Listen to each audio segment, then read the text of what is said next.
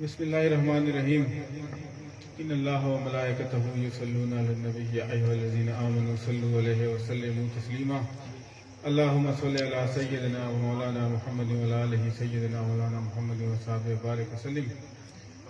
السلام علیکم عزیز دوستو، سب سے پہلے میں آپ سب کا مشکور ہوں، سب میرا شکریہ قبول کیجئے جس طرح آپ نے جوش و خروش سے میرا استقبال کیا۔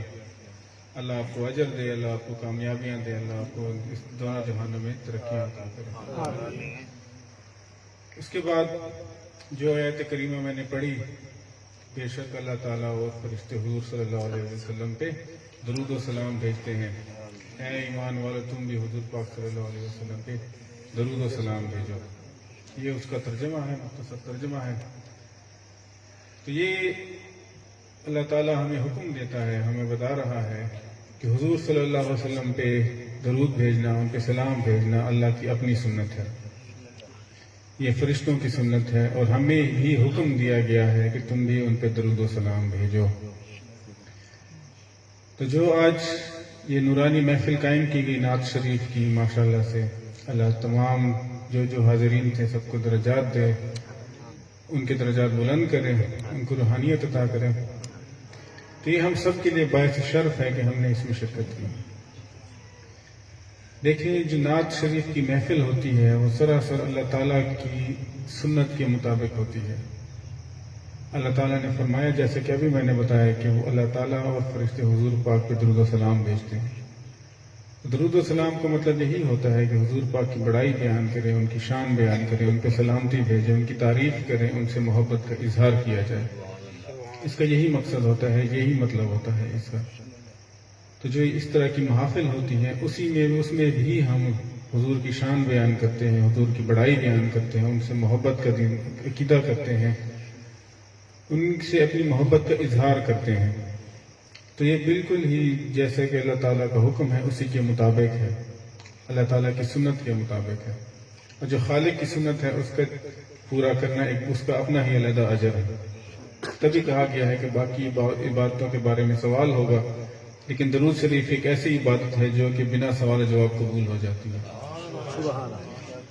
اب درود کا میں آگے بتاتا جاؤں، جو ہمارے جوان ساتھی بیٹھے ہیں، کہ درود سلام کا یہ مقصد نہیں کہ آپ صرف عربی میں عبارت پڑھ لیں۔ آپ جس زبان میں پڑھنا چاہیں، جس زبان میں حضور کی بیان کرنا چاہیں، بڑائی بیان کرنا چاہیں، شان بیان کرنا چاہیں، خوبصورتی بیان کرنا چاہیں، حضور سے عقیدت بیان کرنا چاہیں، آپ کی مرضی ہے۔ اس میں زبان کا قید کوئی نہیں ہے۔ عربی میں ہم اس لیے بیان کرتے ہیں چونکہ حضور پاک خود بیان کر گئے ہیں، صحابہ کرتے تھے، اسی لیے ہم کرتے ہیں۔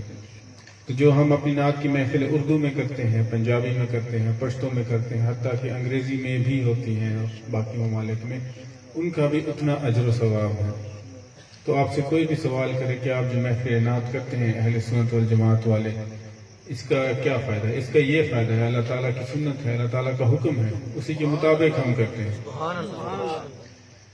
پھر دیکھیں، جو نعت شریف ہے، جو نعت خوان صاحبان ہیں، جو نعت پڑھتے ہیں، جو جس جذبے سے پڑھتے ہیں، ان کا اتنا ہی زیادہ اجر ہے۔ نعت کی یہ شان ہے، اس شان کے بارے میں آپ کو ایک واقعہ بتاتا چلوں۔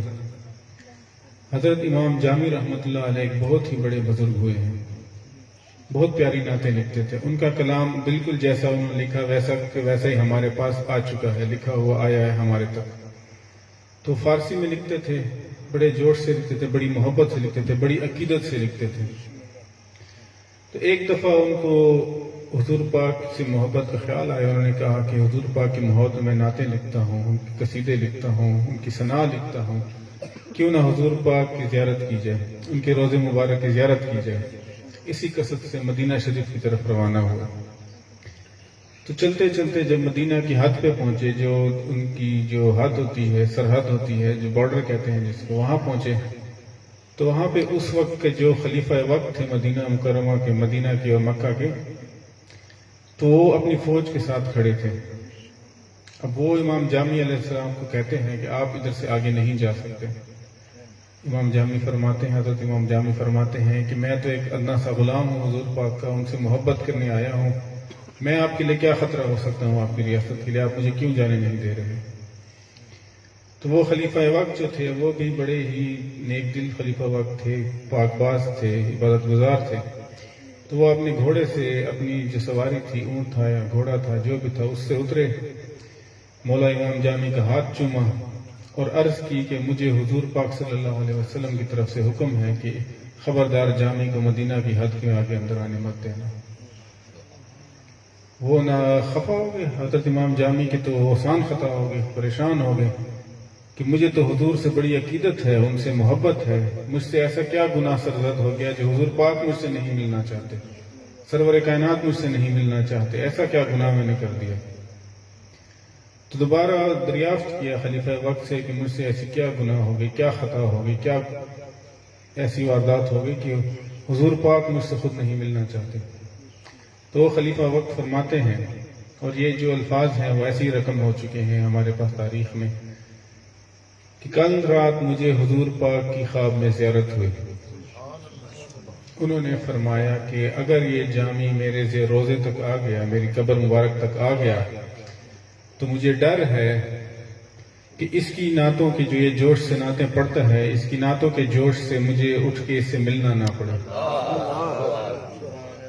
جس جوش سے، جس زار و قطار سے یہ روتا ہے، یہ ڈوب کر رونے، آنسو میں ڈوب کے نعتیں کہتا ہے، اس کے بدلے مجھے قبر سے نکل کے آ کے اس سے ملنا نہ پڑے.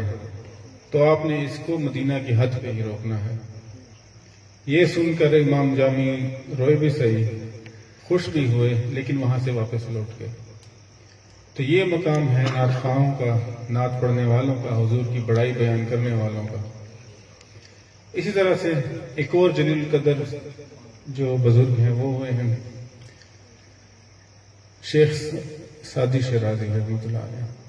وہ بھی حضور پاک کی بڑی بڑائی لکھتے تھے، بڑی نعتیں ہیں پیاری پیاری ان کی، بڑی خوبصورت نعتیں ہیں ان کی، جو کہ اکثر سلسلوں کے ذکر میں بھی شامل ہیں.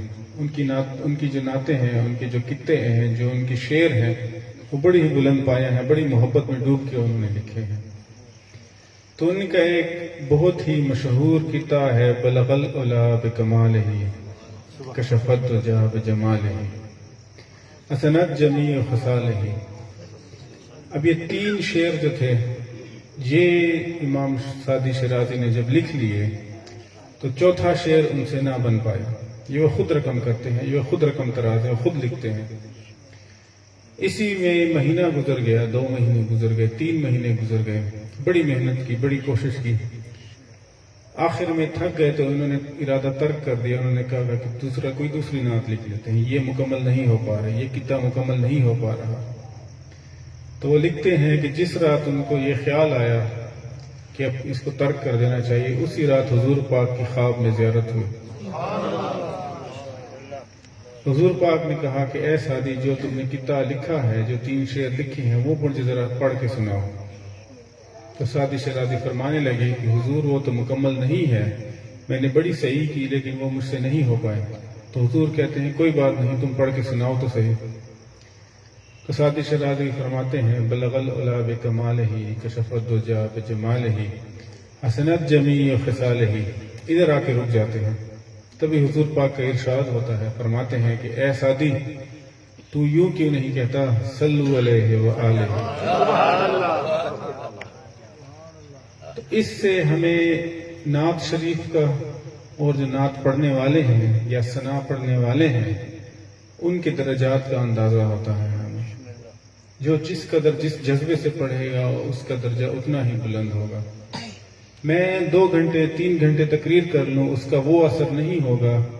اس کی جگہ کوئی اچھا سا نعت خانہ آ جائے، وہ 5 منٹ میں آپ کو ایسا جوش و جذبہ دلا دے گا. یہ ظاہری سی بات ہے، نعت کا ایسا ہی اثر ہے، حضور پاک کی شان بیان کرنے کا اثر ہی ایسا ہے.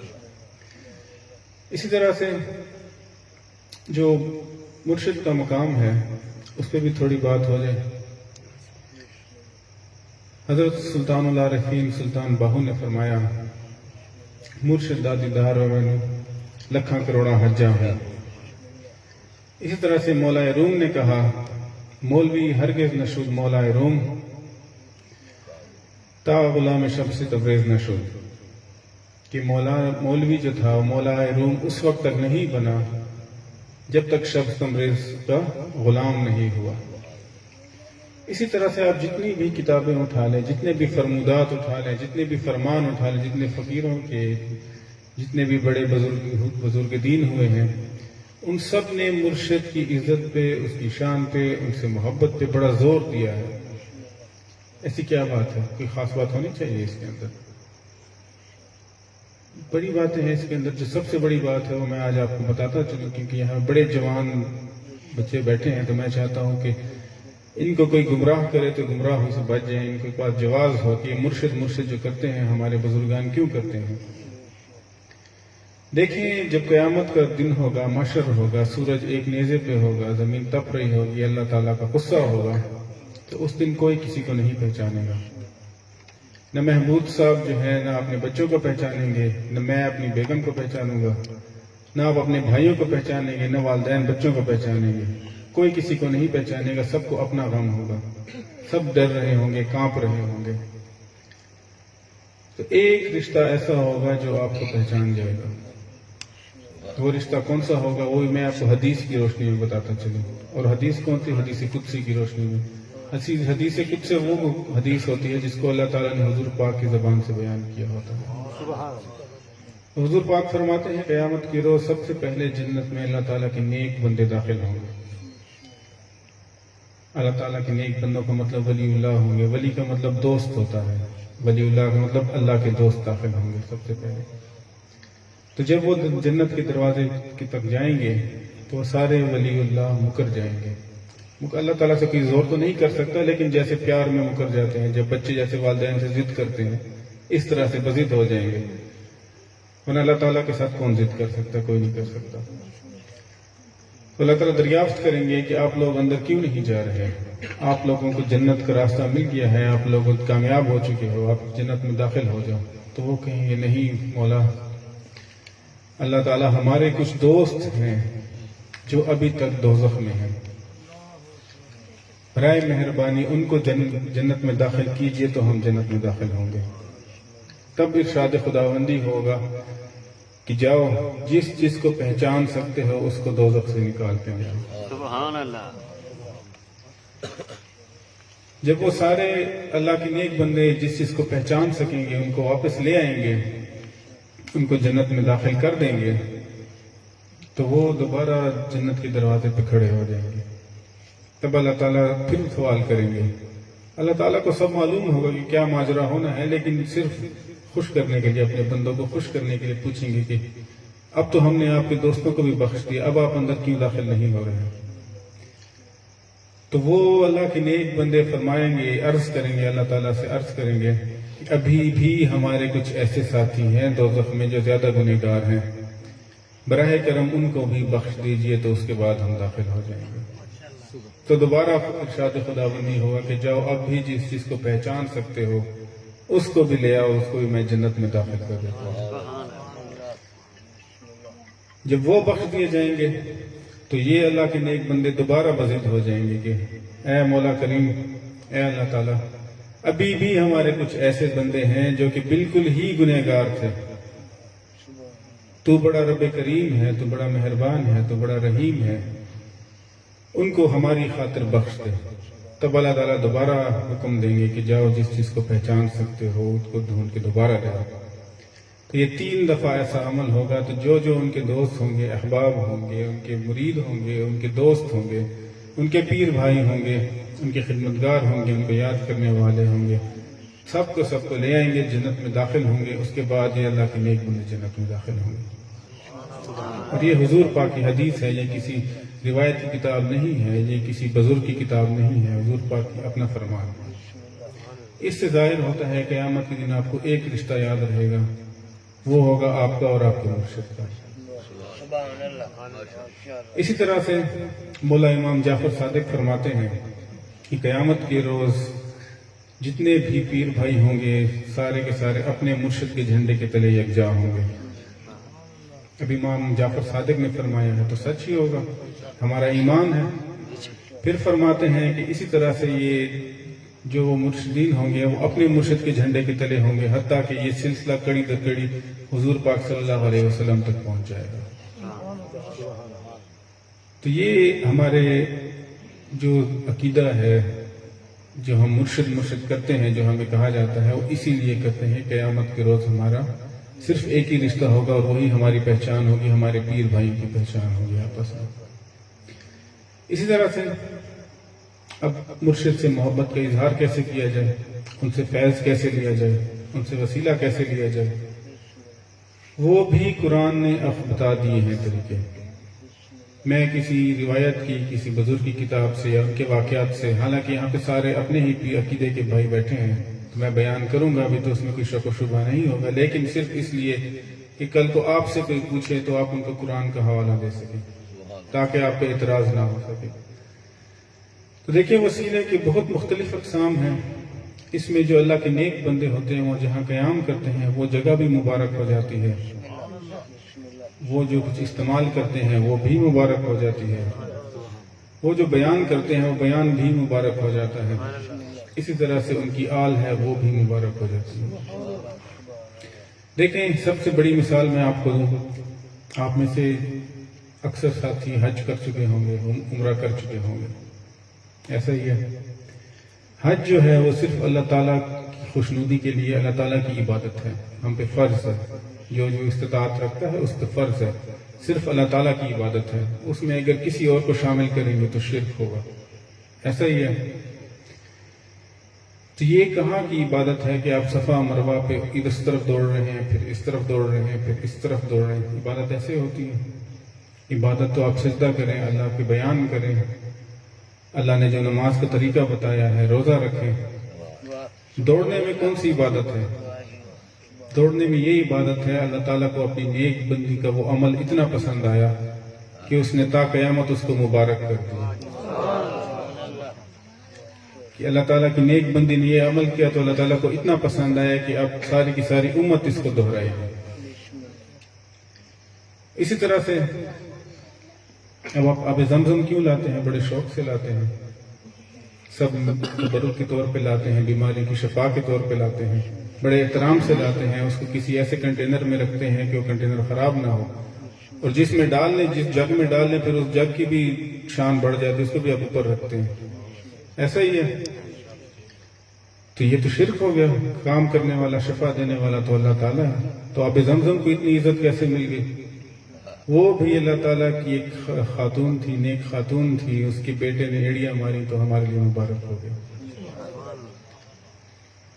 اسی طرح سے اللہ تعالیٰ ہر جگہ موجود ہے، اگر آپ اپنی مسجد میں نماز پڑھیں اللہ تعالیٰ وہاں بھی موجود ہے، آپ اپنے گھر میں پڑھیں وہاں بھی موجود ہے، آپ خانہ کعبہ میں پڑھیں اللہ تعالیٰ وہاں بھی موجود ہے، مسجد نبوی میں پڑھیں اللہ تعالیٰ وہاں بھی موجود ہے۔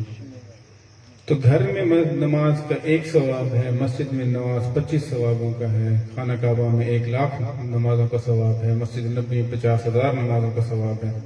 کیا کہ اللہ تعالیٰ بدل جاتا ہے؟ وہاں پہ کوئی دوسرا اللہ آ جاتا ہے، وہاں پہ قریب ہو جاتا ہے، اللہ تعالیٰ کوئی نیچے آ جاتے ہیں، کہ پہلے آسمان پہ آ جاتے ہیں وہاں پہ؟ نہیں، ایسا نہیں ہوتا۔ اس کا یہ ہے کہ جو چیز جس کو اللہ تعالیٰ نے عزت دینی ہوتی ہے اس کا مقام درجہ بلند کر دیتے ہیں۔ مسجد کو اللہ تعالیٰ نے عزت دینی تھی، اس کا درجہ بلند ہو گیا۔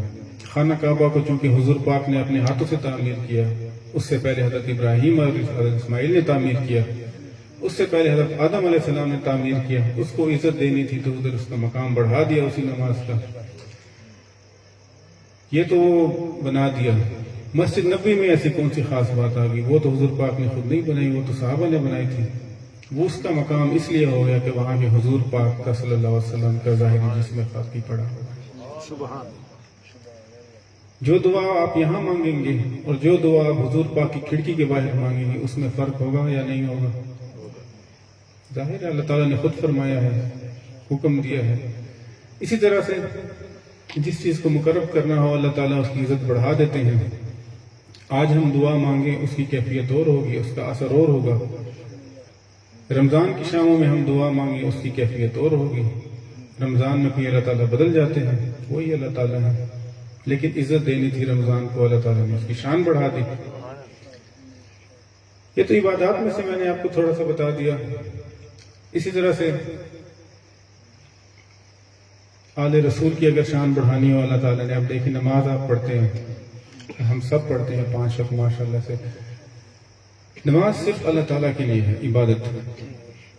بڑائی آپ مخلوق کی بیان کر سکتے ہیں، خالق کی بیان کر سکتے ہیں.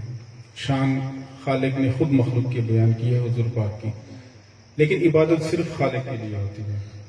اس کے علاوہ اگر آپ کسی کے لیے کریں گے تو وہ شرک تصور ہوگا. تو جو سب سے بڑا اسلام جس کو مسلمان کہتے ہیں، جو کہ امتیاز ہوتا ہے، جو فرق کرتا ہے ایک مسلم میں اور ایک کافر میں، وہ نماز کا ہے. جب آپ نماز پڑھتے ہیں اتحیات میں صرف اللہ تعالیٰ اب یہ نماز صرف اللہ تعالیٰ کے لیے پڑھی جا رہی ہے، اس میں بھی آپ درود السلام پڑھتے ہیں. اللہم صلی علی محمد وعلی آل محمد کما صلیت علی ابراہیم. تو اب یہ دیکھیں، چلیں اپنے نبی کی شان تو بیان کر دی، وعلی آل محمد کا کیا کام تھا؟ پھر ہمیں کہا جاتا ہے والے محمد کی شان کیوں بیان کرتے ہیں؟ محمد کی تو تھی، محمد تو بہت بڑے تھے، اس کی آل تو گنہگار ہے، کچھ ایسے بھی ہیں، ہم جیسے خطا کار بھی ہیں، آپ اس کی شان کیوں بیان کرتے ہیں؟ ہم نہیں بیان کرتے بھائی، اللہ تعالیٰ کا حکم ہے. اب نماز میں نے تو نہیں بنائی، حضور پاک نے بتایا، اور اللہ کے لیے صرف اللہ کی عبادت ہے. اس میں بھی آپ آل محمد پہ درود و سلام بھیج رہے ہیں، تو ان کی شان آپ دیکھ لیں پھر کیا شان ہوگی. بات ہماری تھوڑی دوسری طرف چلے گی، ہم جا رہے تھے وسیلے کی طرف. تو قرآن سے دیکھیں، حضرت جو مریم علیہ السلام تھی، وہ اللہ تعالیٰ کی بہت ہی پاک دامن نیک خاتون تھی. اللہ تعالیٰ نے ان کو بہت ہی نوازا تھا، حتیٰ کہ اتنا نوازا تھا کہ ان کے لیے طرح طرح کے جو فروٹ تھے، طرح طرح کے جو میوجات تھے، آسمان سے نازل ہوتے تھے. جبریل علیہ السلام خود لاتے تھے ان کے لیے. یہ ان کا درجہ تھا، یہ ان کا مقام تھا جہاں پہ وہ عبادت کرتی تھی. ان کے ایک استاد تھے، وہ بھی بہت ہی مقرب آدمی تھے، بہت ہی بزرگ آدمی تھے، بہت ہی نیک آدمی تھے، اللہ تعالیٰ کے زاہد و عابد آدمی تھے. ان کی اولاد نہیں تھی. اب یہ قرآن کا واقعہ ہے، یہ میں کسی تفسیر سے نہیں بتا رہا آپ کو، یا میں کسی روایت سے نہیں بتا رہا، قرآن میں ایسا ہی درج ہے. تو ان کی اولاد نہیں تھی.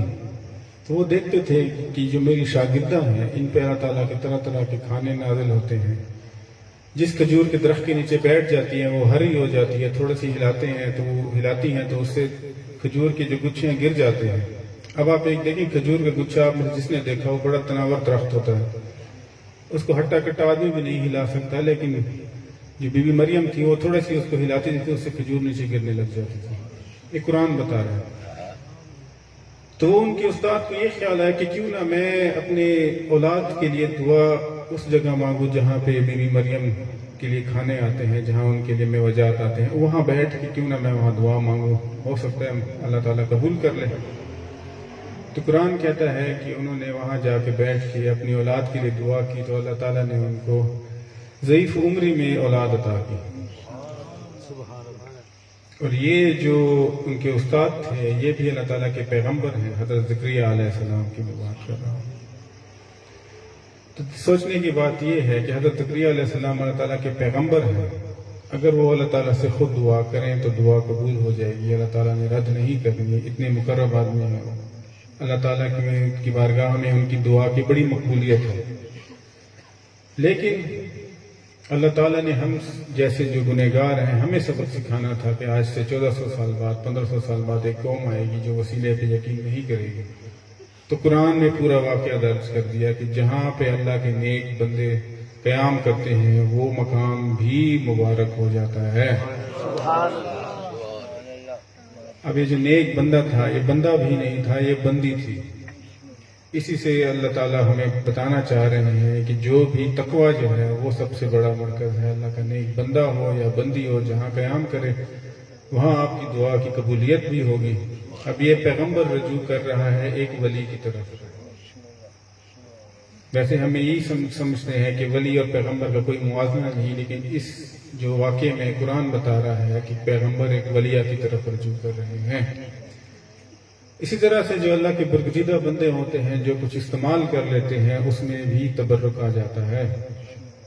حضرت یوسف علیہ السلام کا بہت بڑا واقعہ ہے، کیسے ان کے بھائیوں نے ان کو کنویں میں ڈالا، پھر وہ غلام بن کے مصر گئے، مصر میں وہ بادشاہ بن گئے. بادشاہ بننے کے بعد حضرت والد یعقوب علیہ السلام کے ساتھ دوبارہ ملاپ ہوا، اور پوری ایک کہانی درج ہے اس کے اندر. تو تو مختصراً میں ایک بیان کروں، جو حضرت یعقوب علیہ السلام جو تھے اپنے بیٹے کی یاد میں، ان کی محبت میں رو رو کے اتنے آنسو بہائے کہ ان کی آنکھیں ضائع ہو گئی، ان کی نور، ان کی دید چلی گئی تھی۔ تو جب دوبارہ حضرت یوسف علیہ السلام کو پتہ چلا کئی سالوں بعد، تو انہوں نے اپنے ابو جان کے لیے، اپنے والد کے لیے، حضرت یعقوب علیہ السلام کے لیے اپنا چوغا بھیجا، اپنی قمیص بھیجی، اپنا جبہ بھیجا، جو بھی کچھ کہنے اس کو، اور اپنے غلام کو حکم فرمایا کہ یہ میرے ابا جان کی آنکھوں پہ ڈال دینا، ان کے چہرے مبارک پہ ڈال دینا، تو ان کی بینائی لوٹ آئے گی۔ سبحان اللہ۔ اب یہ دیکھیں، جو قرآن شریف ہے اس کے 30 سپارے ہیں، ٹھیک ہے، اور یہ آئی ہے حضور پاک پہ نازل ہوئی، کب تک یہ رہے گی؟ جب تک یہ دنیا ہے۔ اب اس میں کتنے لوگ آئیں گے، کتنوں کے لیے ہدایت کا مرکز ہوگی؟ ان تمام کے لیے 30 سپارے ہیں، مطلب صفحے تھوڑے ہیں اس کے اندر، تو اللہ تعالیٰ نے سب کو ہدایت بھی دینی ہے۔ اس کے اندر اللہ تعالیٰ یہ واقعہ اتنا تفصیل بیان کر رہے ہیں، صفحے بیچ میں لفظ جا رہے ہیں، جگہ مکمل ہو رہی ہے۔ اس کی جگہ اللہ تعالیٰ کچھ اور بھی کہہ سکتے تھے کہ پڑوسیوں کے حقوق یہ ہیں، اور بیواؤں کے حقوق یہ ہیں، اور نیکیاں کرو اور عبادتیں کرو، جنت میں یہ میوہ جات ہیں، دوزخ میں عذاب ہے، ہدایت یہ بھی ہو سکتی ہے۔ لیکن اس واقعے کو پورے کا پورا بیان کرنے کا بھی مقصد ہے۔ اللہ تعالیٰ صرف یہ بھی کہتے تھے نا کہ حضرت یوسف علیہ السلام نے دعا کی تو حضرت یعقوب علیہ السلام کی بینائی لوٹ آئی، تو ہم نے مان لینا تھا۔ جو اللہ تعالیٰ کی بات ہے، ہمارا ایمان ہے، قرآن اللہ تعالیٰ کی بات، ہم نے مان لینا تھا۔ لیکن اللہ تعالیٰ نے ہم جیسے گنہگاروں کو یہ سمجھانے کے لیے پورا واقعہ درج کر دیا، حرف بہ حرف، کہ کوئی شک و شبہ نہ رہے، ہم جیسے جو گنہگار ہیں اس میں سے کوئی شک و شبہ نہ نکال سکے۔ تو پھر قرآن میں آتا ہے کہ حضور انہوں نے ڈالی اپنی کمی، اس غلام نے ان کے چہرے مبارک پہ، تو ان کی بینائی لوٹ آئی۔ تو دیکھیں حضرت یعقوب علیہ السلام بڑے مقرب پیغمبروں میں سے تھے، وہ اگر خود دعا کرتے تب بھی ان کی بینائی لوٹ آنی تھی، حضرت یوسف علیہ السلام دعا کرتے تب بھی ان کی بینائی لوٹ آنی تھی۔ لیکن ہمیں یہ سمجھانا تھا کہ جس چیز کو ولی اللہ یا پیغمبر بھی ولی اللہ ہی ہوتا ہے، اللہ کا دوست ہی ہوتا ہے، وہ استعمال کر لیں تو اس میں تبرک آ جاتا ہے۔ اب قرآن میں یہ بھی لکھا جا سکتا تھا کہ حضرت یوسف علیہ السلام نے اپنے ابو جان کے حق میں دعا کی تو ان کی بینائی لوٹ آئی، یہ بھی لکھا جا سکتا، لیکن نہیں، یہ پورا واقعہ اسی طرح سے درج کیا گیا تاکہ ہمیں سمجھ آ جائے کہ جو چیز استعمال کی ہوتی ہے اس میں بھی تبرک ہوتا ہے، وہ بھی متبرک ہوتی ہے۔ اسی طرح سے سورہ بقرہ میں ایک اور واقعہ آیا ہے، سمجھنے کی بات ہے اس میں۔ اب یہ جو تبرک ہے یہ صرف انسانوں تک محدود نہیں ہے، یہ اللہ تعالیٰ کی تمام نیک مخلوقات کے لیے ہے۔ یہ بات افسوس کی بات یہ ہے، کفار کو اس بات کا پتہ ہے، ان کو تبرکات کا پتہ ہے، ہم نہیں مانتے اس کو، ہم میں ایسی کوتاہیاں آ گئی ہیں، اور یہ قرآن میں درج ہے۔ جب حضرت موسیٰ علیہ السلام کی قوم تھی، ان کو ٹھیک کر لے، فرعون کی بات ہے، جب فرعون غرق ہو گیا، تمام ایمان لا چکے تھے ان کی قوم، تو حضرت موسیٰ علیہ السلام دوبارہ کوہ طور کی طرف جا رہے تھے اللہ تعالیٰ سے کوئی بات کرنے، کوئی کلام کرنے، کوئی نئے حکم لانے کے لیے، کوئی احکامات لانے کے لیے، تو اپنی قوم کو تلقین کر گئے کہ خبردار دوبارہ گمراہی میں نہ پڑ جانا۔ تو ان کے لیے ایک شاہی سواری لائی گئی، حضرت جبریل علیہ السلام اس کو لائے حضرت موسیٰ علیہ السلام کے لیے۔ یہ بھی قرآن میں درج ہے واقعہ، جو یہاں علماء بیٹھے ہیں، حفاظ بیٹھے ہیں، ان کو پتہ ہے۔ تو وہ جو سواری تھی وہ ہم جیسے گنہگاروں کو نظر نہیں آئی، لیکن وہاں پہ جو جادوگر تھا، سامری جادوگر تھا، اس نے اس کو بھانپ لیا، اس نے اس کو دیکھ لیا۔ اب یہ دیکھیں، سواری کو دیکھ لیا، حضرت جبریل علیہ السلام کو بھی دیکھا، سواری کو بھی دیکھا، تو اس نے دیکھا یہ تو کوئی نوری سواری ہے، کوئی نوری بندہ اس کو لے کے آ رہا ہے۔ تو اس کو سمجھ آ گئی کہ جہاں سے گزرے گا وہ بھی تبرک والی جگہ ہوگی۔ تو اس نے ایک مٹی کا بچڑا، ایک سونے کا بچڑا بنایا، بچڑا کہتے ہیں گائے کے بچے کو کہتے ہیں، اس نے ایک سونے کا بنایا، لیکن اب اس میں روح کیسے پھونکے، روح پھونکنے کی اس کو سمجھ نہیں آئی۔ تو جب اس نے حضرت جبریل علیہ السلام کو اس نوری سواری کے ساتھ دیکھا، تو وہ جو سواری تھی، کچھ روایات میں فرفر آتا ہے، کچھ روایات میں برکت براق آتا ہے، مجھے نہیں، اس کا روایات مختلف ہیں اس کے اندر، لیکن بہرحال وہ عام ظاہری سواریوں میں سے نہیں تھی۔ تو اس سواری کے پیروں کی جو خاک تھی وہ اٹھائی اس نے، حضرت جبریل علیہ السلام کے پیروں کی خاک بھی نہیں اٹھائی، حضرت موسیٰ علیہ السلام کے پیروں کی خاک بھی نہیں اٹھائی، اس سواری کی جو کہ ان دونوں سے ادنا ہے، اس کی سواری کے پیروں کی خاک اٹھائی جہاں سے وہ گزری، وہ اس بچھڑے پہ ڈالی تو اس کے اندر جان آ گئی۔ یہ قرآن کہتا ہے۔ اس کے بعد وہ بچڑا بولنے لگ گیا، سونے کا بچڑا تھا، وہ بولنے لگ گیا تو وہ ساری کی ساری قوم دوبارہ گمراہ ہو گئی۔ یہ سارے کا سارا واقعہ درج ہے۔ تو بات تبرکات کی تھی کہ تبرکات میں اتنا زور ہے، تبرکات میں اتنی برکت ہے کہ ایک مردے میں بھی جان ڈال دیتی ہے، ایک غیر زندہ چیز میں بھی جان ڈال دیتی ہے۔ اور یہ کفار کو پتہ ہے، ہم نہیں مانتے اس کو، ہمارے شک و شبہات ہیں، ابھی تک چل رہے ہیں۔ قرآن خود کہہ رہا ہے کہ سامری جادوگر نے اس کو زندہ کیا۔ اسی طرح سے جو حضور کی آل ہے اس کے بارے میں حضور خود اپنی شان بیان کر رہے ہیں۔ جو حسن اور حسین ہیں ان کے بارے میں بیان کر رہی ہیں، یہ دونوں جنت کے شہزادوں کے سردار ہیں۔ یہ متفقۃ علیہ جو احادیث ہیں، ان تمام جتنی احادیثی کتابیں ہیں، 6 کتابیں ہیں، ان کی تمام میں درج ہے کہ یہ دونوں جنت کے شہزادوں کے سردار ہیں۔ اسی طرح سے حضرت فاطمہ علیہ السلام کے بارے میں وہ بیان کریں گے کہ یہ خاتون جنت جو ہیں یہ جنت کی خواتین کی سردار ہیں۔ اور مولا علی کے بارے میں تو بیان ہی کریں گے کہ میں جس کا مولا ہوں علی اس کا مولا ہوں۔ اس طرح سے ایک واقعہ ہے حضور پاک کا جس سے حسن اور حسین کی شان مزید بیان ہو جاتی ہے۔ حضور صلی اللہ علیہ وسلم اسی طرح سے ممبر پہ بیٹھے تھے، مسجد نبوی میں جمعے کا خطبہ تھا، ممبر پہ بیٹھے تھے، خطبہ دے رہے تھے، تمام صحابہ صف در صف بیٹھے ہوئے تھے۔ تو اچانک سے حسن اور حسین جس طرح وہ دروازہ کھلا ہے اسی طرح سے آگے کھڑے ہو گئے اور دیکھنے لگے، مسجد نبوی میں جو خطبہ ہو رہا تھا اس کو سننے لگے۔ تو حضور پاک نے جمعے کا خطبہ جو بہت ہی اس کا مقام بہت بلند ہے، جمعے کا خطبہ چھوڑ کے اپنے ممبر سے اٹھ کے صفوں کو چیرتے ہوئے گئے، حسن اور حسین کو ایک کندھے پہ دوسرے کندھے پہ اٹھا کے لائے، دوبارہ ممبر پہ بیٹھ گئے اور اپنا خطبہ دوبارہ جاری کر دیا۔ اسی طرح سے ایک اور واقعہ میں آتا ہے کہ حضور صلی اللہ علیہ وسلم نماز ادا کر رہے تھے، باجماعت نماز پڑھا رہے تھے صحابہ کے ساتھ، تو حسن اور حسین صفوں کے بیچ میں کھیلتے کھیلتے کھیل رہے تھے ادھر۔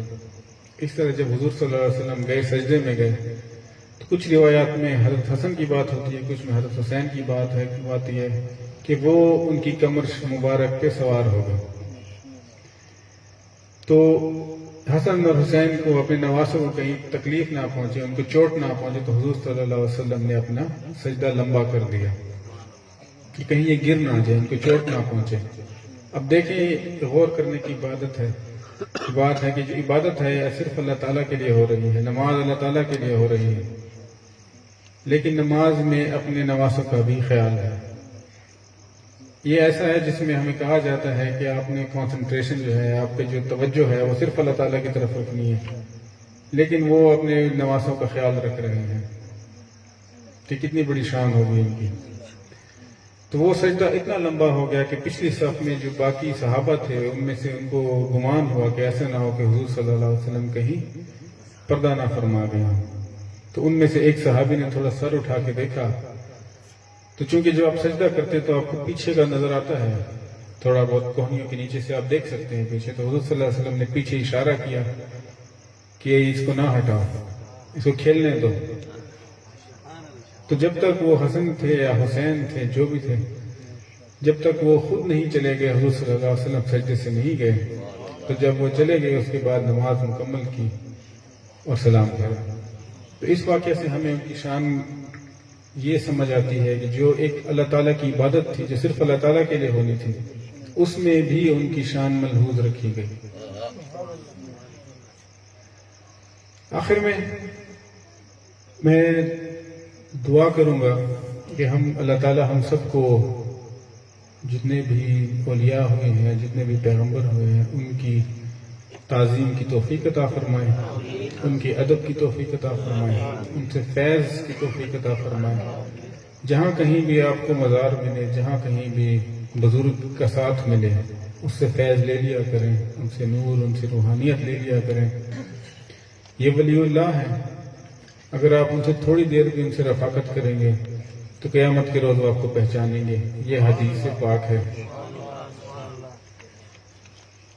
اور اسی طرح سے اللہ تعالیٰ ہمیں اہل بیت کی عزت کی تعظیم کی توفیق عطا فرمائے، ان کی بڑائی کی توفیق عطا فرمائے، اور یوں ہی ہمیں محفل نعت کی انعقاد کی منعقد کرنے کی سمجھ سے جانے کی توفیق عطا فرمائے۔ وما علینا الا البلاغ۔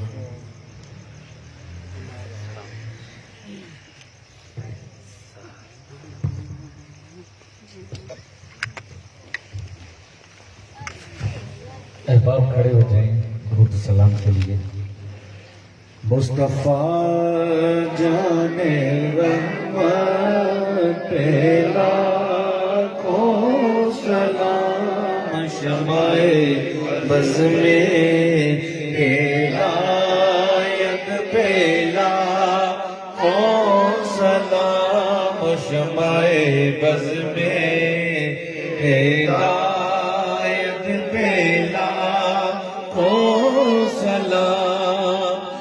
سوہانی گھڑی چمکا طیبہ کا چاند، جی سوہانی گھڑی چمکا طیبہ کا چاند، جی سوہانی گھڑی چمکا طیبہ کا چاند، اس دل افروز ساعت پہ لاکھوں سلام، مصطفیٰ جان رحمت پہ لاکھوں سلام، شمائے بز میں ہدایت پہ لاکھوں سلام، پتلی پتلی گولے قدس کی پتیاں، پتلی پتلی گولے قدس کی پتیاں، پتلی پتلی گولے قدس کی پتیاں، ان لبوں کی نزاکت پہ لاکھوں سلام، مصطفیٰ جان رحمت پہ لاکھوں سلام، مجھ سے خدمت کے قدسی کہے رضا، مجھ سے خدمت کے قدسی کہے رضا، مجھ سے خدمت کے قدسی کہے رضا، مصطفیٰ جان رحمت پہ لاکھوں سلام، شمائے بز میں ہدایت پہ لاکھوں سلام، السلام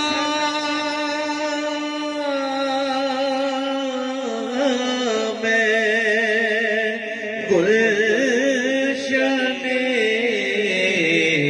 وعدت کے پھول، اسلام عاجزانہ کو قبول۔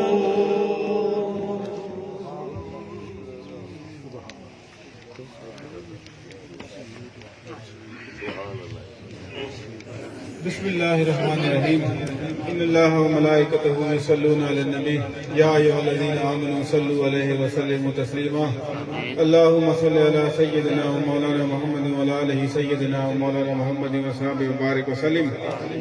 بار الہ سب کی حاضری قبول و منظور فرما، بار الہ سب کا درود و سلام قبول و منظور فرما، بار الہ جو دوست بے اولاد ہیں ان کو نیک نرینہ صالح اولاد عطا فرما۔ مولا کریم جو دوست بے روزگار ہیں ان کو حلال روزگار عطا فرما، جن دوستوں کے روزگار ہیں ان میں مزید برکتیں عطا فرما۔ مولا کریم جو دوست مقروض ہیں ان کو قرض سے نجات عطا فرما۔ مولا کریم جن کے رشتوں میں رکاوٹیں ہیں ان کی رکاوٹیں دور فرما، ان کے لیے نیک رشتے عطا فرما۔ مولا کریم جو دوست بیمار ہیں ان کو مکمل شفا، لمبی حیاتی عطا فرما۔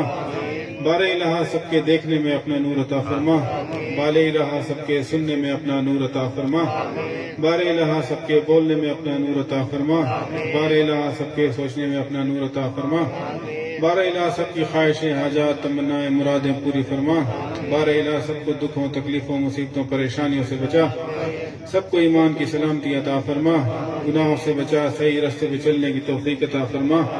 بار الہ سب کے بچوں کو والدین کا فرما بردار بنا، ان کو دین کا، تعلیم کا ذوق و شوق پیدا فرما۔ بار الہ انہیں بری صحبتوں سے بچا، بار الہ ہم سب کے حال پہ رحم فرما، ہم سب کے حال پہ اپنا کرم فرما، ہم سب کے حال پہ اپنی برکتیں فرما۔ بار الہ ہمارے سلسلے کو مزید برکتیں اور ترقیاں عطا فرما۔ بار الہ اس محفل پاک کا ثواب خصوصاً ہمارے تمام بزرگان دین، خصوصاً ہمارے سلسلے کے ہمارے جو مرشدین اور مقصود عالم سبی صاحب کو پورا فرما۔ بار الہ ان کی اولاد کو صحیح سلامت ان کی حفاظت فرما۔ بار الہ ہمارے جتنے بھی ساتھی ہیں سب کی دعائیں قبول فرما، سب کی مرادیں قبول فرما، سب کی پریشانیاں، رکاوٹیں دور فرما۔ بار الہ اپنے حبیب پاک کے صدقے ہم سب کے حال پہ خصوصی رحم فرما۔ وصلی اللہ تعالی علی خیر خلقہ ونور عرشہ محمد وآلہ وصحبہ اجمعین۔